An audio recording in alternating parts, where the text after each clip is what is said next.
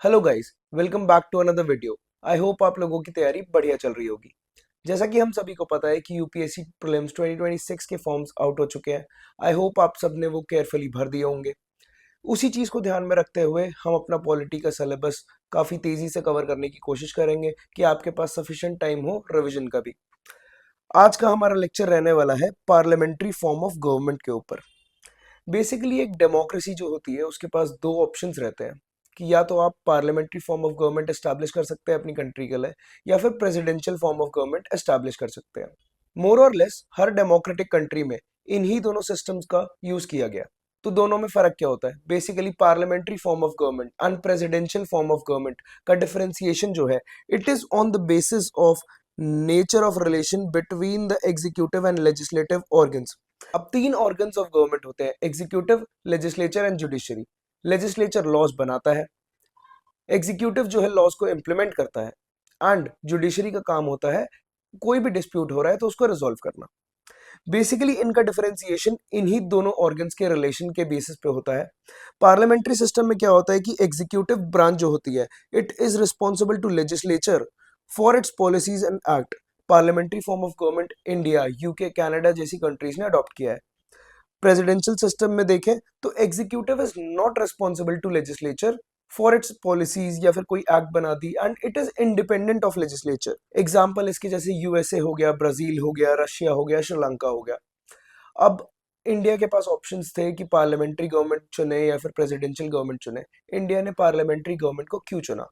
Basically the reasons for adopting parliamentary system were कि पहली चीज तो हमारे पास फेमिलियरिटी थी। ब्रिटिश ने हम पे काफी साल रूल किया, एंड एक सिस्टम हमने पार्लियामेंट्री फॉर्म ऑफ गवर्नमेंट का उनके रूल में देखा था, तो हमारे उस सिस्टम के साथ फेमिलियरिटी थी। इस ये भी एक मेन रीजन बना हमारा वो सिस्टम अडॉप्ट करने के। प्रेसिडेंशियल सिस्टम जो है वो ज्यादा स्टेबिलिटी प्रोवाइड करता है, but the government formed is not responsible. India ने जो है ज्यादा प्राइमेसी दी एक रिस्पॉन्सिबल गवर्नमेंट को, preference to more responsible government, जो कि एक फीचर है पार्लियामेंट्री सिस्टम ऑफ गवर्नमेंट का।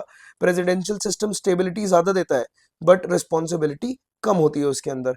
तीसरा रीजन अगर हम देखें पार्लियामेंट्री सिस्टम को अडॉप्ट करने का, तो इट वाज कि एग्जीक्यूटिव और लेजिस्लेटिव ब्रांच में हम नहीं चाहते थे कि कॉन्फ्लिक्ट्स हो। To avoid conflict between the both branches, एक इन्फेंट डेमोक्रेसी, एक नेसेंट डेमोक्रेसी थी इंडिया, इनिशियल स्टेजेस में एस्टैब्लिश हुई थी, तो ये रिस्क नहीं ले सकते थे कि एग्जीक्यूटिव ब्रांच और लेजिस्लेटिव ब्रांच आपस में लड़ती रहे। नेचर ऑफ इंडियन सोसाइटी जो है उसके हिसाब से पार्लियामेंट्री फॉर्म ऑफ गवर्नमेंट जो है काफी फिट बैठ रहा था, क्योंकि पार्लियामेंट्री फॉर्म ऑफ गवर्नमेंट जो है वो लार्जर सेक्शन ऑफ पीपल को रिप्रेजेंटेशन प्रोवाइड कर सकता है, उनके इंटरेस्ट को, रीजन्स को गवर्नमेंट में रिप्रेजेंट कर सकता है। स्वर्ण सिंह कमेटी का गठन 1975 में हुआ था। इसने भी डिटेल में कंसिडर किया कि whether parliamentary system should be changed और नॉट, एंड इसने बाद में होल्ड किया कि there is no need to replace the parliamentary system by the presidential system. ये कुछ रीजंस थे जिनकी वजह से हमने पार्लियामेंट्री फॉर्म ऑफ गवर्नमेंट को इंडिया में एस्टैब्लिश किया। इंडिया की डाइवर्सिटी, इंडिया का कल्चर, इंडिया की यूनिकनेस देखते हुए हमें पार्लियामेंट्री फॉर्म ऑफ गवर्नमेंट काफी सूटेबल लगा अपनी इंडियन पॉलिटी के लिए, तो हमारे कॉन्स्टिट्यूशन मेकर्स ने इसे अडॉप्ट किया। पार्लियामेंट्री सिस्टम की तरफ बढ़े और समझे कि ये पार्लियामेंट्री सिस्टम आखिर होता क्या है। तो बेसिकली हमारा कॉन्स्टिट्यूशन जो है, it provides parliamentary form of government दोनों लेवल्स पे, सेंट्रल लेवल पे भी एंड स्टेट लेवल पे। सेंट्रल लेवल पे it provides it in article 75 and 74, state level पे आर्टिकल 163 एंड 164 में इसके प्रोविजंस है। अब समझते हैं पार्लियामेंट्री फॉर्म ऑफ गवर्नमेंट आखिर होता क्या है।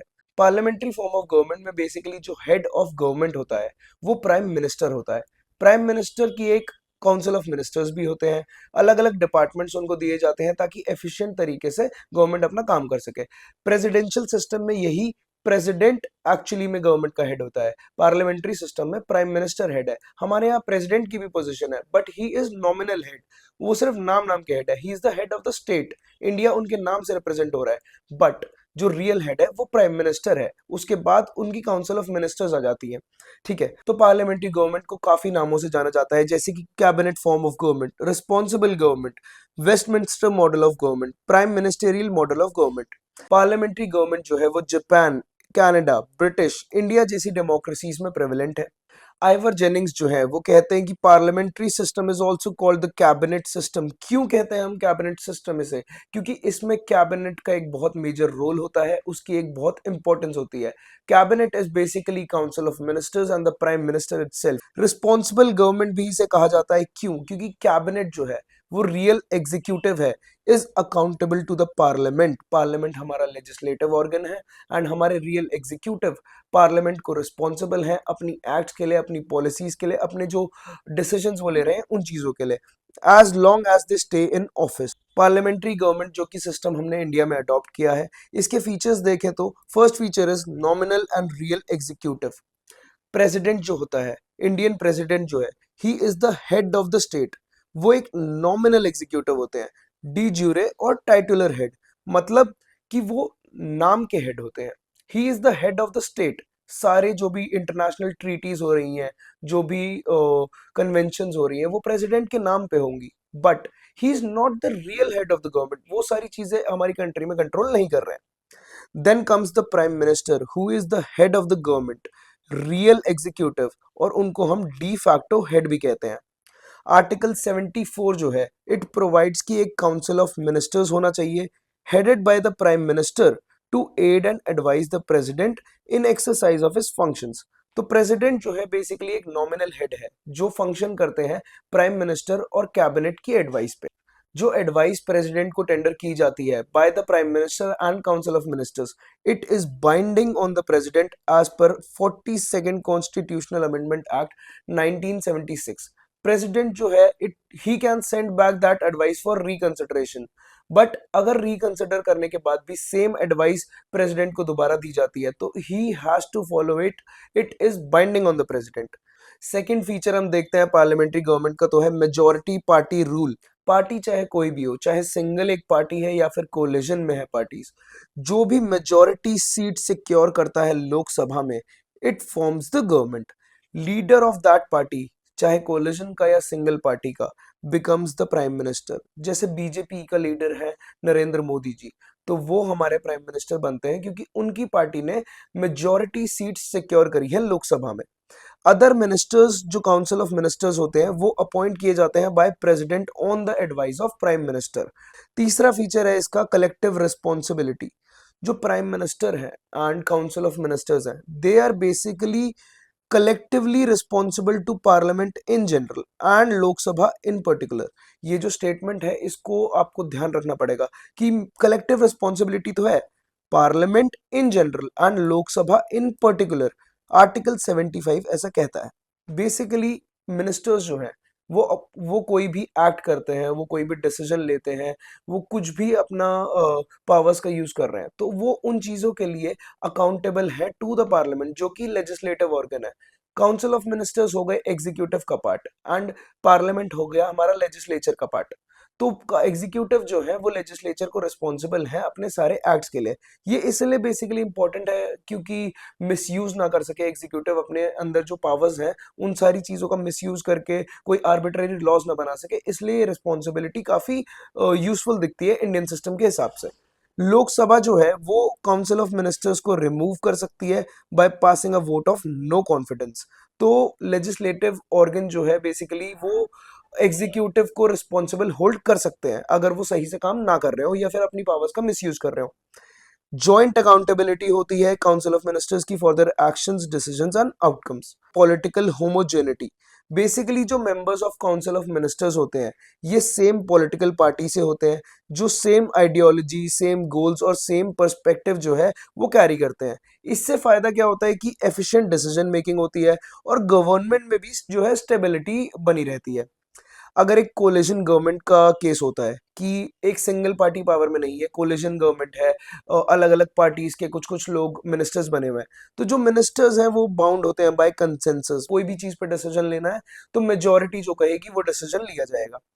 अगला फीचर है इसका डबल मेंबरशिप। हमारे मेंबर ऑफ पार्लियामेंट जो होते हैं वही मिनिस्टर्स बनते हैं एंड वो एग्जीक्यूटिव का भी पार्ट होते हैं मिनिस्टर्स बन के, एंड वो लेजिस्लेचर का भी पार्ट है मेंबर ऑफ पार्लियामेंट बन के। मतलब लॉज को इम्प्लीमेंट भी वही कर रहे हैं एंड लॉज को बना भी वही लोग रहे हैं। Ministers are members of both legislature and executive. एक पर्सन जो है can not become a minister without becoming a member of parliament. India में एक और प्रोविजन काफी यूनिक होता है कि एक पर्सन जो कि एक मेंबर ऑफ पार्लियामेंट नहीं है वो भी एक मिनिस्टर बन सकता है, but not for a period more than 6 months. 6 months के अंदर अंदर उसे मेंबर ऑफ पार्लियामेंट बनना ही पड़ेगा, चाहे लोकसभा का चाहे राज्यसभा का, लेकिन उसे मेंबर ऑफ पार्लियामेंट बनना ही पड़ेगा। Leadership of prime minister, basically prime minister जो होता है वो हेड ऑफ द गवर्नमेंट होता है, de facto ruler prime minister होता है। सारे जो इंपॉर्टेंट डिसीजंस होते हैं कंट्री को लेके, it is basically done by the prime minister, वही हेड करते हैं सारी चीजों को। प्राइम मिनिस्टर होता है leader of council of ministers, he is the leader of parliament and the leader of party in power, जो भी पार्टी के सबसे ज्यादा वोट्स मिले हैं he is the leader of that party. Next feature देखते हैं, dissolution of lower house. Basically एक पार्लियामेंट्री फॉर्म ऑफ गवर्नमेंट में टू टाइप्स ऑफ हाउसेज होते हैं, एक होता है अपर हाउस, एक होता है लोअर हाउस। अब इनको अलग अलग नाम दिए जाते हैं अलग अलग कंट्री के हिसाब से, जैसे इंडिया में लोअर हाउस को कहते हैं लोकसभा और अपर हाउस को कहते हैं राज्यसभा। लोकसभा जो है वो डिसॉल्व करी जा सकती है बाय प्रेसिडेंट, बट प्रेसिडेंट अपने आप ही लोकसभा को डिसॉल्व नहीं कर सकते हैं। It is to be done on the recommendation of prime minister. Basically dissolve कब होता है house, it is before the expiry of term, अगर फ्रेश इलेक्शंस होल्ड करने हो। एग्जीक्यूटिव बेसिकली वही कि executive enjoys the rights to get Lok Sabha और legislature dissolve. Next feature देखें तो इट इज सीक्रेसी। मिनिस्टर्स जो हैं वो ऑपरेट करते हैं on the principle of secrecy. Secrecy of procedure होता है, मिनिस्टर्स जो हैं they can not divulge into information about their proceedings, या फिर कोई भी वो पॉलिसी बना रहे हैं, डिसीजन ले रहे हैं जो कि नेशनल इंटरेस्ट में है या सिक्योरिटी से रिलेटेड है, तो वो उस इंफॉर्मेशन को आगे पास ऑन नहीं भी कर सकते, उनको सीक्रेसी मेंटेन करनी पड़ती है। ओथ ऑफ सीक्रेसी बेसिकली लेनी पड़ती है मिनिस्टर्स को बिफोर एंटरिंग ऑफिस, एंड ये ओथ एडमिनिस्टर होती है बाय प्रेसिडेंट ऑफ इंडिया। तो प्रेसिडेंशियल फॉर्म ऑफ गवर्नमेंट जो है बेसिकली एक हम एग्जांपल लेके चलेंगे अमेरिकन मॉडल का, क्योंकि अमेरिका में भी प्रेसिडेंशियल फॉर्म ऑफ गवर्नमेंट है। पहला फीचर अगर हम इसका देखें तो ये होता है कि सिंगल एग्जीक्यूटिव होता है। यहाँ पे सिर्फ एक ही हेड होता है, जो प्रेसिडेंट है वही हेड ऑफ द स्टेट है एंड वही हेड ऑफ द गवर्नमेंट है। जैसे कि अगर अमेरिकन प्रेसिडेंट को देखें तो वही हेड ऑफ द स्टेट है जो कि एक सेरेमोनियल पोजीशन है, और वही हेड ऑफ द गवर्नमेंट है, एग्जीक्यूटिव ब्रांच को लीड करता है। ठीक है। सेकेंड फीचर पे अगर हम इसके चलें तो प्रेसिडेंशियल सिस्टम में फिक्स टर्म होता है, किन के लिए, प्रेसिडेंट के लिए एंड लेजिस्लेचर्स के लिए। प्रेसिडेंट जो होता है he is elected by electoral college for a fixed tenure of 4 years. President को कांग्रेस जो कि लेजिस्लेटिव ऑर्गन है वहां का, जैसे हमारे यहाँ पार्लियामेंट है वैसे ही यूएसए में प्रेसिडेंशियल सिस्टम में कांग्रेस है। कांग्रेस में भी दो हाउसेस होते हैं। ठीक है। And Congress basically legislative organ का पार्ट फॉर्म करता है। तो जो लेजिस्लेचर है वहां का, it can not remove the president जो कि एक एग्जीक्यूटिव का पार्ट है, except on an impeachment motion. Impeachment भी तब होगी जब उन्होंने कोई ग्रेव अनकॉन्स्टिट्यूशनल एक्ट कर दिया होगा, अदरवाइज प्रेसिडेंट को वहां से रिमूव नहीं किया जा सकता। नेक्स्ट फीचर अगर हम इस सिस्टम का देखें तो it is non responsibility. President जो होता है he governs with the help of a kitchen cabinet. Kitchen cabinet basically एक स्मॉल बॉडी होती है, उसमें कुछ मेंबर्स होते हैं जो कि सेलेक्टेड एंड अपॉइंटेड होते हैं बाय द प्रेसिडेंट हिमसेल्फ। वो रिस्पॉन्सिबल भी सिर्फ प्रेसिडेंट को होते हैं and they can be removed only by the president at any time. मतलब ऐसा नहीं होता कि वहां पे कि लेजिस्लेचर के मेंबर्स जो है वो एग्जीक्यूटिव के मेंबर्स बनेंगे, ऐसा जरूरी नहीं है। प्रेसिडेंट और उनके जो सेक्रेटरीज हैं they are basically not responsible to Congress जो कि लेजिस्लेटिव ऑर्गन है, for their acts, for their policies, for their decisions. President और जो उनके सेक्रेटरीज हैं they are not a part of the legislature, और वो उनके सेशन भी अटेंड नहीं करते हैं। नेक्स्ट फीचर अगर हम इस सिस्टम का देखें तो पॉलिटिकल होमोजेनिटी यहाँ पे मे नॉट एग्जिस्ट। यहाँ पे बेसिकली एग्जीक्यूटिव ब्रांच जो है वो सेपरेटेड होती है लेजिस्लेटिव ब्रांच से, दोनों इंडिपेंडेंट होते हैं एक दूसरे से। प्रेसिडेंट जो है वो अपॉइंट कर सकते हैं एक्सपर्ट्स को या फिर मेंबर ऑफ अपोजिंग पार्टीज को भी एज कैबिनेट सेक्रेटरीज। लेजिस्लेचर का उसमें कोई भी रोल नहीं रहता है। पांचवा फीचर जो प्रेसिडेंशियल गवर्नमेंट का है और जो कि एक बहुत इंपॉर्टेंट फीचर है वो है separation of powers. Basically presidential form of government में लेजिस्लेटिव ऑर्गन को, एग्जीक्यूटिव ऑर्गन को एंड जुडिशियल ऑर्गन को उनकी पावर्स अलग से दी गई है, सेपरेशन ऑफ पावर्स है, सारे ऑर्गन्स को उनकी अलग अलग पावर्स दी गई हैं एंड एक इंडिपेंडेंट कंट्रोल दिया गया है कि वो एक दूसरे के काम में हस्तक्षेप नहीं करेंगे एंड वो इंडिपेंडेंटली फंक्शन कर सकते हैं।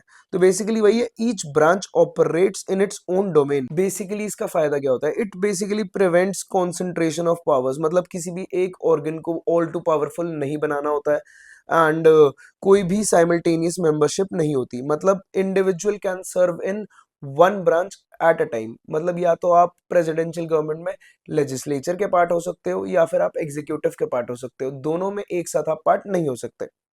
नेक्स्ट फीचर अगर हम इसका देखें तो होता है कि डोमिनेशन ऑफ प्रेसिडेंट। प्रेसिडेंट जो है इंडिपेंडेंट ऑफ लेजिस्लेचर होता है, डायरेक्टली इलेक्ट किया जाता है। President head of the government भी होता है and head of the state भी होता है and he is appointed for a fixed term. तो प्रेसिडेंट रिस्पॉन्सिबल भी नहीं होता लेजिस्लेचर को and he can basically function on its own. तो प्रेसिडेंट की जो पोजीशन है काफी डोमिनेंट होती है उस सिस्टम में। नेक्स्ट फीचर देखें तो no dissolution of lower house. President can not dissolve the House of Representatives, that is the lower house Congress में। ये यूएसए के बेसिस पे है, नाम इनके अलग अलग हो सकते हैं। लोअर हाउस में कहते हैं, यूएसए में लोअर हाउस को हाउस ऑफ रिप्रेजेंटेटिव कहा जाता है एंड अपर हाउस को सेनेट कहा जाता है।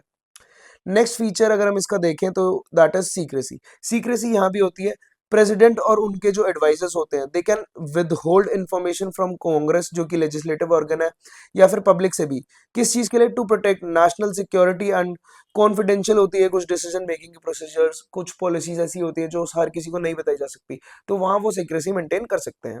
अब हम यहाँ पे एक यूनिक चीज देखेंगे कि जो मेरिट्स ऑफ पार्लियामेंट्री सिस्टम है they are basically the demerits of presidential system and vice versa, कि जो demerits होंगे parliamentary system के they will constitute the merits of presidential system।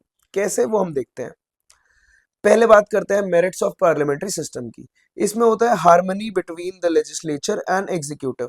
अब एग्जीक्यूटिव जो है it is also a part of legislature और दोनों executive and legislature are interdependent, दोनों आपस में जुड़ के काम करते हैं। तो कोई भी स्कोप जो है डिस्प्यूट का वो कम हो जाता है, कॉन्फ्लिक्ट जो है वो रिड्यूस हो जाते हैं। सेकंड अगर हम इसका मेरिट देखें तो एक रिस्पॉन्सिबल फॉर्म ऑफ गवर्नमेंट होती है इस सिस्टम के अंदर। मिनिस्टर्स जो है पार्लियामेंट को रिस्पॉन्सिबल होते हैं इन general and Lok Sabha in particular. उनकी कोई भी एक्ट होती है, डिसीजन होता है, एक्ट ऑफ ओमिशन या कमीशन, कोई भी पॉलिसी वो बनाते हैं उस चीज के लिए वो रिस्पॉन्सिबल होते हैं टू पार्लियामेंट। एंड उसके बाद पार्लियामेंट जो है वो एक्सरसाइज करता है कंट्रोल ओवर द मिनिस्टर्स, मतलब basically executive via question hours या फिर डिस्कशंस हो गई, एडजर्नमेंट मोशन हो गई, नो कॉन्फिडेंस मोशन हो गए। ये कुछ डिवाइसेस हैं जिसके थ्रू पार्लियामेंट जो है चेक रख सकता है एग्जीक्यूटिव पे। Third feature, third merit is prevents despotism. Basically executive authority जो है वो एक पर्सन के अंदर तो वेस्टेड नहीं है, प्राइम मिनिस्टर तो ऑल टू पावरफुल है नहीं। प्राइम मिनिस्टर का भी एक काउंसिल ऑफ मिनिस्टर है, एक कैबिनेट है जो हर चीज में उनको हेल्प करती है, अलग अलग डिपार्टमेंट संभालती है। तो सारी पावर्स एक सिंगल पर्सन में वेस्टेड नहीं है, एक काउंसिल ऑफ मिनिस्टर है, एक ग्रुप है हमारे पास। तो it checks the dictatorial tendencies of executive. तो रेडी ऑल्टरनेटिव गवर्नमेंट, अगर by chance no confidence motion के बेसिस पे या फिर ज्यादा डिफेक्शंस हो गई हैं उस बेसिस पे, अगर रूलिंग पार्टी जो है वो मेजोरिटी लूज कर भी देती है लोकसभा में, तो प्रेसिडेंट जो है can invite the opposition party to form the government. जो भी ऑपोजिशन पार्टी रूलिंग पार्टी के बाद है, जिसे उसके बाद सबसे ज्यादा सीट्स मिली हैं, तो it can invite that party to form the government. Alternative government form हो सकती है इस सिस्टम में विदाउट फ्रेश इलेक्शंस, नए इलेक्शन की जरूरत ही नहीं है। ऑलरेडी एक ऑल्टरनेटिव प्राइम मिनिस्टर अवेलेबल हो सकता है ऑपोजिशन पार्टी का। इसीलिए आइवर जेनिंग्स कहते हैं कि पार्लियामेंट्री गवर्नमेंट में बेसिकली लीडर ऑफ ऑपोजिशन जो होता है वो तो ऑल्टरनेटिव प्राइम मिनिस्टर के बराबर ही होता है।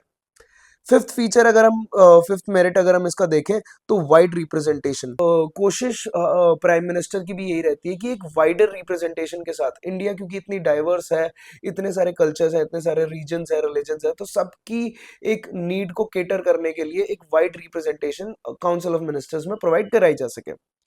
अब हम साथ ही देखते हैं demerits of the presidential system. जैसे यहाँ पे harmony between legislature and executive थी, तो प्रेसिडेंशियल सिस्टम का डीमेरिट ये है कि यहाँ पे कॉन्फ्लिक्ट होता है between the executive and the legislative organ.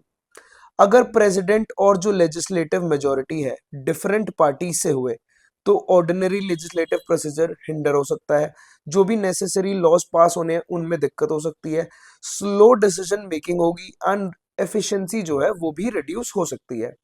Second देखें, पार्लियामेंट्री गवर्नमेंट एक रिस्पॉन्सिबल फॉर्म ऑफ गवर्नमेंट होती है एंड प्रेसिडेंशियल सेम केस में नहीं होती, it is a non responsible government.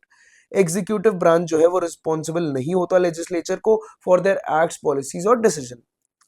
तीसरा डिमेरिट इसका है कि it may lead to autocracy due to high concentration of powers, मतलब एक ही सिंगल बॉडी में, प्रेसिडेंट में इतनी सारी पावर्स प्रोवाइड करा दी गई हैं, तो there is a high chance कि ये ऑटोक्रेसी में लीड हो, वहां डिक्टेटोरियल टेंडेंसीज जो है वो ज्यादा आ सकती है।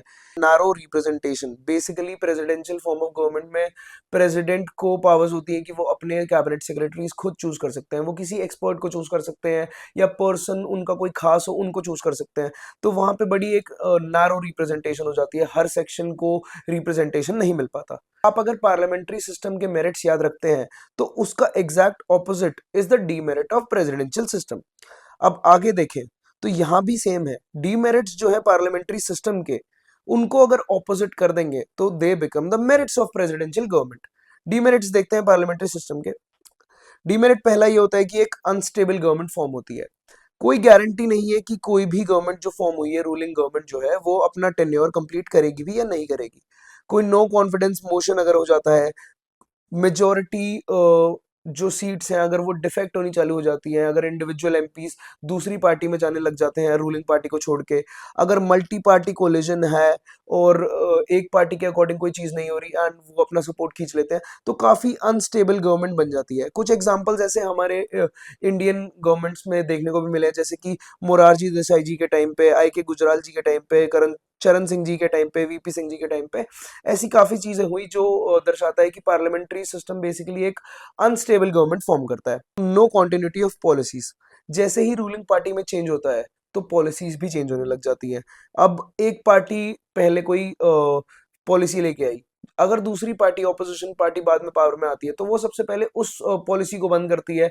तो एक टसल चलता रहता है आपस में कि एक दूसरे की पॉलिसीज को बंद करना है, रादर देन कि उस पॉलिसी को कंटिन्यू करें, उसमें चेंजेस करें एंड उसको अच्छे तरीके से इंप्लीमेंट करें। डिक्टेटरशिप ऑफ द कैबिनेट, तो रूलिंग पार्टी जो है वो एब्सोल्यूट मेजोरिटी इंजॉय करती है पार्लियामेंट में। टेंडेंसी होती है कि कैबिनेट कैन बिकम ऑटोक्रेटिक और अनलिमिटेड पावर्स कैबिनेट के पास हो जाती है अगर उनका लोकसभा में भी मेजोरिटी है। फोर्थ डिमेरिट इसका है कि it is against separation of powers.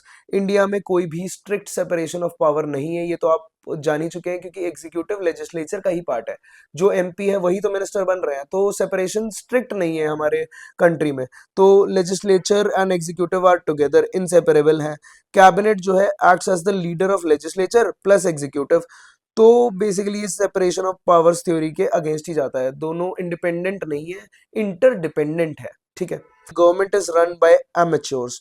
अब जो भी हमारे मिनिस्टर्स बनते हैं, जो भी हमारे मेंबर ऑफ पार्लियामेंट मिनिस्टर बनते हैं, वो एक्सपर्ट्स नहीं होते अपने फील्ड में। अगर किसी मिनिस्टर को फाइनेंस मिला है या फिर फॉर एग्जांपल रेलवे मिला है या फिर कोई डिफेंस मिला है, तो ऐसा नहीं है कि वो लोग, जरूरी नहीं है कि वो लोग स्पेशलाइज्ड हों उस डिपार्टमेंट में, एंड इसीलिए कहा जाता है कि ministers are not experts in their field.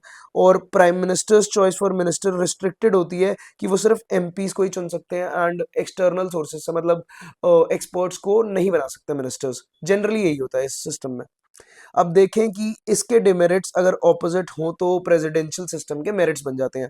ये पार्लियामेंट्री गवर्नमेंट एक अनस्टेबल गवर्नमेंट प्रोवाइड करता है और प्रेसिडेंशियल फॉर्म ऑफ गवर्नमेंट एक स्टेबल गवर्नमेंट प्रोवाइड करता है। प्रेसिडेंशियल गवर्नमेंट में हमें देखने को मिलता है डेफिनाइटनेस इन पॉलिसीज, बेसिकली ये स्टेम होती है एग्जीक्यूटिव की इंडिपेंडेंस से और उसको जो कॉन्स्टिट्यूशनल सिक्योरिटी प्रोवाइड कराई जाती है उससे।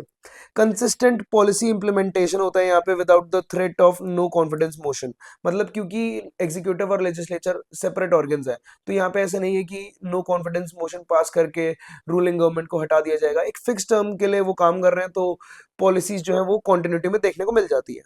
It is based on strict separation of powers, basically ये इसलिए होता है ताकि कॉन्सेंट्रेशन ऑफ पावर्स ना हो किसी एक सिंगल ऑर्गन में, मिसयूज ना हो उन पावर्स का। कुछ provisions of checks and balance होते हैं प्रेसिडेंशियल सिस्टम में भी, जैसे कि प्रेसिडेंट जो है he can veto the legislations passed by the Congress.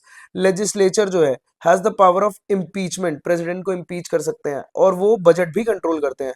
Judiciary के पास पावर होती है कि वो एग्जीक्यूटिव या लेजिस्लेटिव किसी भी एक्ट्स को अनकॉन्स्टिट्यूशनल डिक्लेयर कर सकती है। Is the government run by experts, basically president can appoint his cabinet secretaries किसी भी फील्ड से। अब वो किसी भी फील्ड के एक्सपर्ट को उठा के उस डिपार्टमेंट को चलाने को दे सकते हैं। एंड इससे बेसिकली स्पेशलाइज्ड नॉलेज होती है उन सेक्टर्स में, जैसे कि फाइनेंस हो गया, हेल्थ हो गई, टेक्नोलॉजी, एजुकेशन हो गई। तो इसमें वो काफी एफिशिएंट तरीके से काम कर सकते हैं जो ऑलरेडी एक्सपर्ट्स हैं उस फील्ड में, ठीक है।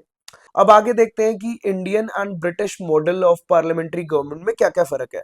इंडियन मॉडल जो है वो रेप्लिका नहीं है, एग्जैक्ट कॉपी नहीं है ब्रिटिश मॉडल की। इंडिया में रिपब्लिक सिस्टम होता है। रिपब्लिक में मतलब कि हमारा जो प्रेसिडेंट होता है, हेड ऑफ द स्टेट, वो इलेक्टेड होता है। हालांकि वो इनडायरेक्टली इलेक्टेड होते हैं, but he is elected. UK में जो है मोनार्कियल सिस्टम होता है, जो हेरिडिटरी पोजीशन है, मतलब किंग क्वीन वाला सिस्टम होता है यूके में, कि वो पोजीशन जो है मोनार्की की, किंग की एंड क्वीन की, वो उसी फैमिली में हेरिडिटरी पास होती जाती है। ब्रिटिश सिस्टम में पार्लियामेंट्री सॉवरेनिटी होती है, पार्लियामेंट्री सुप्रीमेसी होती है कि पार्लियामेंट इज सुप्रीम, जो पार्लियामेंट कर रहा है वो सही कर रहा है, उसके ऊपर कोई भी लिमिटेशंस नहीं है। इंडिया में ऐसा नहीं होता। इंडिया में बेसिकली कॉन्स्टिट्यूशनल सुप्रीमेसी होती है, पार्लियामेंट सुप्रीम नहीं है। पार्लियामेंट लिमिटेड पावर्स और रिस्ट्रिक्टिव पावर्स एंजॉय करता है due to written constitution and doctrine of judicial review, basically basic structure doctrine. इसके तहत पार्लियामेंट को लिमिटेड पावर्स मिलती है। तो यूके में जो प्राइम मिनिस्टर है, he has to be a member of House of Commons, जो कि लोअर हाउस है पार्लियामेंट का वहां पे। इंडिया में ऐसा नहीं होता है। इंडिया में प्राइम मिनिस्टर जो है वो लोकसभा का भी मेंबर हो सकता है एंड राज्यसभा का भी मेंबर हो सकता है। एग्जाम्पल्स देखे तो इंदिरा गांधी जी, देवेगौड़ा जी, मनमोहन सिंह जी, ये मेंबर्स थे राज्यसभा के एंड वो प्राइम मिनिस्टर भी बने थे। तो ब्रिटिश सिस्टम में सिर्फ मेंबर ऑफ पार्लियामेंट जो है उन्हें ही मिनिस्टर्स बनाया जा सकता है। इंडिया में जो पर्सन एक एमपी नहीं भी है, मेंबर ऑफ पार्लियामेंट नहीं भी है, उसको भी मिनिस्टर बनाया जा सकता है, but only for the maximum period of 6 months. उसके बाद if he doesn't become an MP तो he ceases to be a minister. British system में लीगल रिस्पॉन्सिबिलिटी होती है मिनिस्टर्स की। बेसिकली मिनिस्टर्स को काउंटर साइन करना पड़ता है official acts of head of state. Ministers की लीगल रिस्पॉन्सिबिलिटी होती है किसी भी एक्ट के लिए जो किंग और क्वीन कर रहे हैं। इंडिया में ऐसा कोई भी सिस्टम नहीं होता है। ब्रिटिश मॉडल में एक शैडो कैबिनेट का भी कॉन्सेप्ट होता है, जो कि ऑपोजिशन पार्टीज बनाती हैं to balance the ruling cabinet और प्रिपेयर करती हैं अपने मेंबर्स को for future ministerial office. Shadow cabinet का मतलब होता है कि सेम पोजीशन, सेम डिपार्टमेंट जो रूलिंग गवर्नमेंट अपने मेंबर्स को देगी, वही ऑपोजिशन उनको शैडो करके अपने कुछ मेंबर्स को दे देगी, ताकि रूलिंग गवर्नमेंट पे चेक रखा जा सके। वो साइमल्टेनियसली वर्क करेगी। It is not an official position, but वो सेरेमोनियल तरीके से उन्हें दे देते हैं। इंडिया में ऐसा सच कोई सिस्टम नहीं होता है। फर्स्ट क्वेश्चन है, what is not explicitly stated in the constitution of India but followed as a convention. इन सब ऑप्शंस में बेसिकली ये ऑप्शन है जो कि it is not directly stated in the constitution, but एक कन्वेंशन की तरह फॉलो होता है कि काउंसिल ऑफ मिनिस्टर्स में सारे सेक्शंस को रिप्रेजेंट किया जाना चाहिए। आर्टिकल 54 बेसिकली डील करता है with the election of president of India, ठीक है। आर्टिकल 75 भी यही कहता है कि appointment of prime minister. Article 155 जो है, it also provides provisions for the governor of a state. And 164 जो है वो council of ministers in a state and chief minister की बात करता है, ठीक है। तो बेसिकली ए ही इसका आंसर हो जाएगा। 1 2 3 4 दे आर करेक्टली मैच्ड, ठीक है। Which of the following amendments to the Indian Constitution empowers the President to send back any matter for reconsideration by Council of Ministers? 44th Amendment Act। 42nd amendment act ने basically advice of council of ministers binding कर दी थी president पे। And 44th constitutional amendment act ने ये help किया था कि प्रेसिडेंट जो है वो रिकंसिडरेशन के लिए भेज सकता है काउंसिल ऑफ मिनिस्टर्स की एडवाइस को, बट अगर दोबारा रिकंसिडर होकर सेम एडवाइस आती है तो he is bound to follow it, ठीक है। A parliamentary system of government is the one in which, ठीक है। तो इसका आंसर होगा ये, the government is responsible to the parliament and can be remove by it. Responsible government establish करता है पार्लियामेंट्री गवर्नमेंट, ठीक है। Which of the following statement best reflect the chief purpose of constitution of a country, ठीक है। Determines the objective of making necessary laws, enables creation of political offices and government, defines and limits the power of government, ठीक है। तो basically C option is the correct answer कि constitution का major purpose होता है कि it defines and limits the power of a government, ठीक है। There is a parliamentary system of government in India because Lok Sabha is directly elected by people. Parliament can amend the constitution. Rajya Sabha can not be dissolved. No, no, no. Basically, Council of Ministers is responsible to the Lok Sabha. ठीक है. Main advantage of parliamentary form of government is the executive and legislature work independently. This is wrong. Separation of powers strictly नहीं होता है India में. It provides continuity of policies and is more efficient. Wrong. Continuity of policies नहीं होती है. Head of government cannot be changed without elections. Wrong. Parliamentary government में fresh elections के बिना भी हो सकता है. तो answer is executive remains responsible to the legislature. ठीक है. तो ये देखें हम तो काफी क्वेश्चंस यूपीएससी जो है रिपीट भी करता है. जैसे इस क्वेश्चन में भी यही था कि council of ministers is responsible to the Lok Sabha. इस क्वेश्चन में भी बेसिकली यही है कि एग्जीक्यूटिव जो है वो रिस्पॉन्सिबल होता है लेजिस्लेचर को. तो ध्यान से देखना पड़ता है पीवाईक्यूज ताकि एक पैटर्न समझ आ जाए कि यूपीएससी पूछता किस तरीके से क्वेश्चन एंड रिपीट भी करता है वो अपने क्वेश्चंस. ठीक है. Out of the following statement choose the one that brings the underlying principle in the cabinet form of government. तो जब हम ध्यान से ऑप्शंस को एनालाइज करेंगे तो कलेक्टिव रिस्पॉन्सिबिलिटी का जो फीचर है it is a feature of parliamentary form of government. Collective responsibility होती है government to the people to the legislature. तो this is the correct answer. C is the correct answer. Constitutional government by definition is a government by legislature, popular government, multi party government, limited government. Constitutional का basic feature यही होता है कि वो एक limited government provide करती है, limitations provide करती है वो गवर्नमेंट की पावर्स पे एंड उनको उनका स्फेयर देती है कि आप इस स्फेयर में जुरिस्डिक्शन कर सकते हो अपना. ठीक है. कॉन्स्टिट्यूशनल गवर्नमेंट मींस, तो आप अगर ये क्वेश्चन हमने देखा सेम ही क्वेश्चन 2021 में रिपीट हुआ. Government limited by the terms of the constitution. मिलते हैं आप लोगों से नेक्स्ट वीडियो में. Thanks for watching.